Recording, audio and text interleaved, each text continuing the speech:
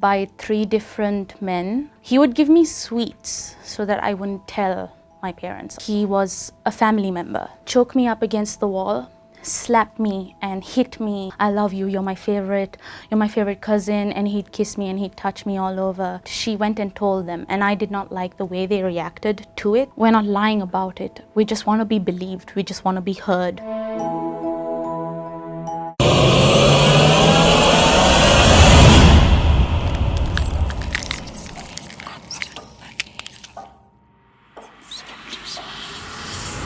Hi, I'm Dominique. I'm 22 and I'm a makeup artist.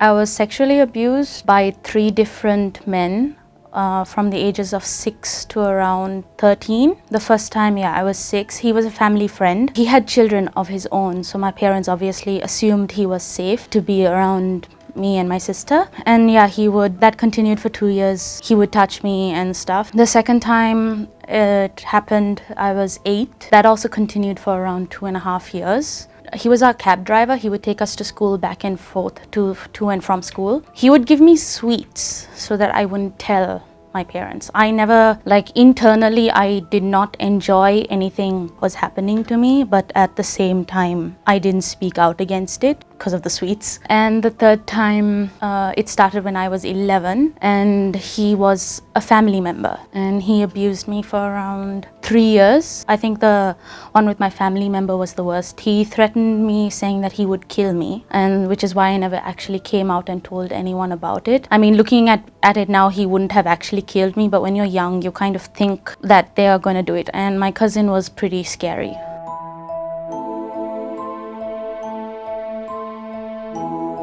With the third one, my cousin, one of the things he would do to me, he would, while we were playing hide and seek and stuff, he would find where I was. He would choke me up against the wall, slap me and hit me, belittle me. He would call me disgusting things. He would say, "You're fucking disgusting, you gross, I hate you, you're gross." And then he would calm down, and then he would be like, "I'm so sorry." He'd say, I'm so sorry I hurt you," and he'd tell me, "I love you, you're my favorite cousin," and he'd kiss me and he'd touch me all over. And he would then leave and he'd go, we were playing hide and seek, right? So then he'd leave and then he'd come back and he'd do the same thing all over again. He'd hit me, kick me. He would leave bruises all over my body, and I would be crying and things like that. Like, that was a repeated cycle that he would constantly do to me.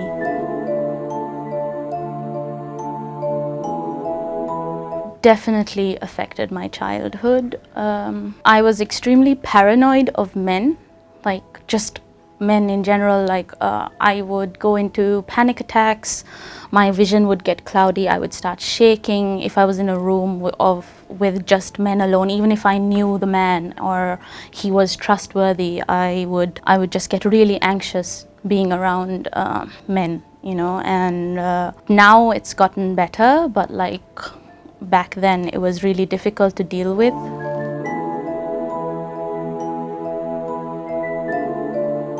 I definitely didn't feel like I could ask for help, but that wasn't because I didn't have help. My parents always did teach me and my sister that if somebody touches you inappropriately in here or here or here, that we should tell them. But one time my sister was abused by somebody, and she went and told them, and I did not like the way they reacted to it. They flew into a tantrum and they got really angry at the man who did it. Obviously, that's totally fine that they did, but as a little kid, it made me scared to see my parents react this way, and which is why I never ended up talking to them about it. Also because I was with the first man, I didn't realize that, it was wrong. With the second guy, he would give me sweets, so I think that's what also stopped me. And with the third guy, my cousin, he told me he was going to kill me, so.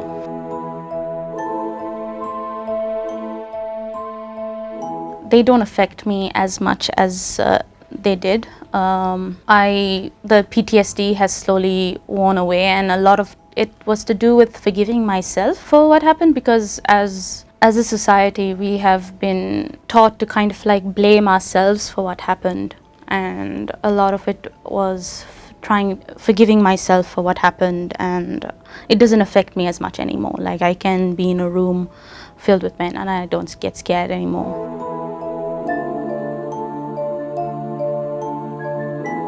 Against protecting children against abuse, I've seen and read so many stories, and I've had people tell me firsthand accounts of their abuse and going to the police and trying to talk to them, and they just disregard it as, oh, this is normal, this is expected, this kind of thing happens. And it's really disappointing because abuse really takes a huge toll on your mental health, and to see this happen to kids everywhere who don't know what to do with it, who don't know how to reach out for help, who don't know how to ask for help, and then when they finally try to, their voices are ignored. It really puts it like, it really makes you feel like you're alone against the world, kind of.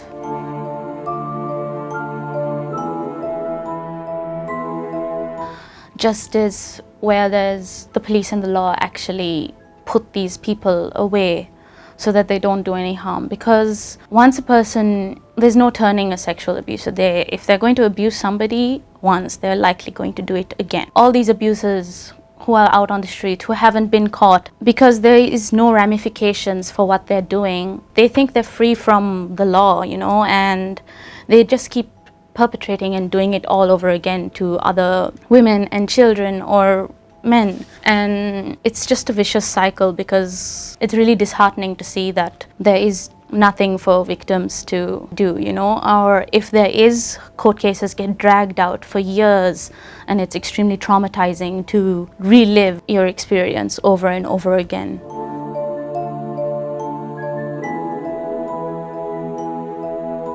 To the parents first, if your child comes to you with sexual abuse, that's a big thing. It took a lot for them to come to you about it, because internally they feel really disgusting. Your natural body's response is to kind of enjoy it. You can't help it. It's a natural bodily response, but you feel disgusting because of it. And it's such a weird battle to deal with those two. And if your child is coming to you about it, you need to be able, as a parent, to create a safe space for your child to talk about it. So that would be not getting angry, not reacting instantaneously, though as a parent that it's understandable why you would want to react instantaneously, but don't do it, because it's just going to scare your kid off. They already feel weird telling you about this, and then you reacting, you getting angry or getting sad about it, as much as you have every right to, it's not going to help your child. And if your child tells you that they don't want anything done to this man or the person who has abused them, you have to listen to your child's wishes, because whether you like it or not,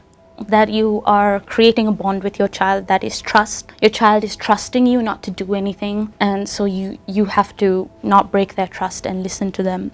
As a kid, you don't ask for any of this. It's not like you're putting yourself in harm's way. You don't know any better. You're a kid, you know. It is natural to feel shame because of what society and how we have perpetrated this vicious cycle for victims. Truly, you shouldn't be the one feeling ashamed. It's your abusers who should be disgusted and ashamed with themselves for doing this. Imagine putting somebody through this, right? So there's that. A lot of it is forgiving yourself for feeling shame and stuff.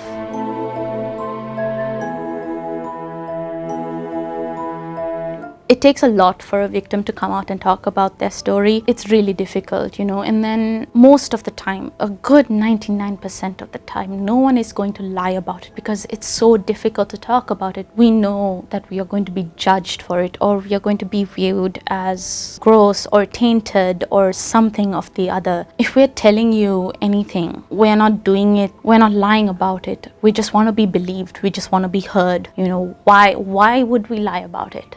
Especially if we were abused as kids, why would we lie about it? What is the point of lying about it, right? And if somebody comes out and talks about their stories, you shouldn't be questioning them about what happened, or invalidating their experiences. We should be listening to them because what they went through was extremely traumatic.